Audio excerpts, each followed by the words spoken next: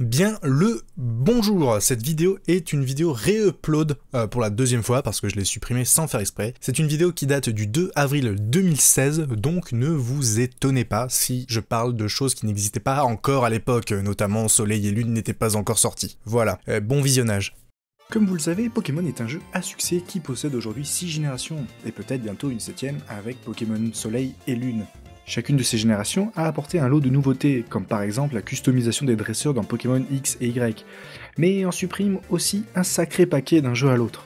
Et c'est ce que je vous propose aujourd'hui dans cette vidéo, où on va faire un petit point sur ces petites fonctions qui ont disparu et qui étaient pourtant bien cool. Pour commencer, nous allons parler sans surprise du casino. Vous savez, ce bâtiment attractif, on passait des heures à farmer des jetons ou à dépenser son argent pour en obtenir des prix les plus aguicheurs, comme des CT, des objets ou encore un magnifique Porygon. Souvenez-vous, les machines à sous, il fallait aligner 3 sets pour gagner 300 jetons, ou encore la fameuse roulette de Hoenn où il fallait parier sur le bon Pokémon. Ah, et oui, c'était le bon temps. Cet endroit a totalement disparu depuis l'arrivée de Pokémon version noire et blanche, donc depuis la 5ème génération. Si on ne compte bien évidemment pas Pokémon version platine qui avait purement et simplement supprimé les bornes pris de court par une loi européenne interdisant les jeux d'argent. Non mais en plus c'est dommage parce que ce casino aurait très bien pu revoir le jour avec la sortie de Pokémon Ruby Omega et Saphir Alpha, mais ça a été vraiment une déception de voir qu'il avait tout simplement fermé pour contourner, enfin pour ne pas pallier aux problèmes de cette loi européenne. C'est vraiment dommage quand on voit que les développeurs du remake de Pokémon Or et Argent ont pris la peine d'adapter le bâtiment pour contourner la fameuse loi et afin de proposer la Voltor Bataille, un jeu qui ressemble fortement au démineur et qui s'en tire plutôt bien au final. Pour continuer dans les évidences, parlons de la zone de combat. Elle est apparue dans Pokémon Emerald et celle-ci offre un post-game plutôt monstrueux.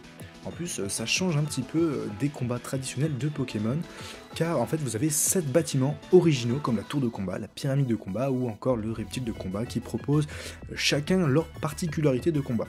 Cette idée a très bien été conservée entre la 3ème génération et la 4ème génération, cependant les bâtiments ont changé pour ne laisser que la tour de combat dans Diamant et Perle, c'est pour ça qu'on va pas en parler, mais 5 dans Pokémon Platine et Pokémon Or et Gold et Argent Soul Silver. Et là, autant vous dire que c'était quand même grave stylé, car en plus de proposer quelques nouveautés comme le château de combat où il fallait gérer son argent et ses objets, ou encore les classiques comme l'usine de combat où on louait les Pokémon, et ben en fait tout ça était jouable en ligne. Ouais, vous avez bien entendu, vous pouviez jouer avec vos potes, chacun chez vous, dans votre canapé, et tout en discutant avec le micro de votre DS.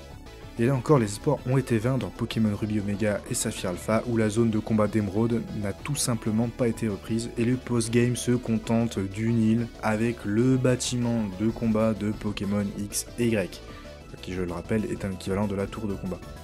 Et le pire, c'est que les développeurs se sont amusés à nous indiquer tout en haut de l'île que la zone de combat est en construction, en nous montrant le prototype de la tour de combat. Et ça, si c'est pas du foutage de gueule... Je vous jure, s'il n'y a pas la zone de combat dans Pokémon Soleil et Lune, je sais pas ce que je fais, mais je le fais. Continuons cet élan de la 4ème génération pour parler du Square Wi-Fi. Souvenez-vous, il était disponible tout en bas des centres Pokémon en parlant à la 3ème madame. Il vous permettait de rentrer en connexion avec 20 joueurs du monde entier. Donc à l'époque c'était vraiment stylé, mais en soi c'était vraiment pas foufou. Vous aviez 3 salles, une salle feu plantée haut, et l'utilité en soi du Square n'était pas vraiment glorieuse. En gros vous pouviez affronter les gens via 3 mini-jeux, lancer des pommes dans la bouche d'Avaltou, essayer de faire tenir un mime junior sur un ballon le plus longtemps possible, et gonfler des ballons avec une pompe culbute-hockey.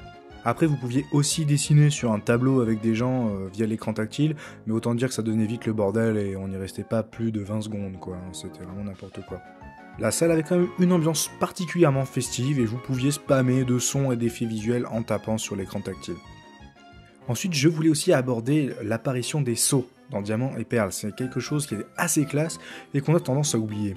En fait, vous pouviez customiser l'apparition de vos Pokémon lorsqu'ils sortent de leur Pokéball avec des effets visuels comme des cœurs, des étoiles, des flashs lumineux, des lettres et un peu style After Effects quoi.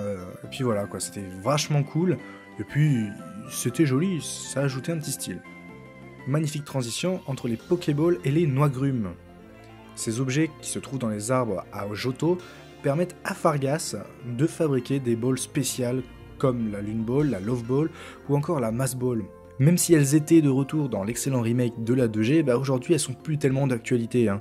Elles ont totalement disparu, on peut pas les trouver dans le jeu. Moi ce que j'aimais bien avec l'idée des noix grumes, c'est que en fait ça ajoutait un petit côté naturel à Pokémon, vu que on utilise des fruits pour créer des objets de capture. Et pour terminer cette vidéo, on va parler d'un monstre qui n'est vraiment plus présent dans les jeux d'aujourd'hui, ou du moins que partiellement, le Parc Safari. Il était présent depuis la première génération avec une entrée payante, 30 balls dans votre sac à l'entrée, et vous partiez dans les zones choper des Pokémon.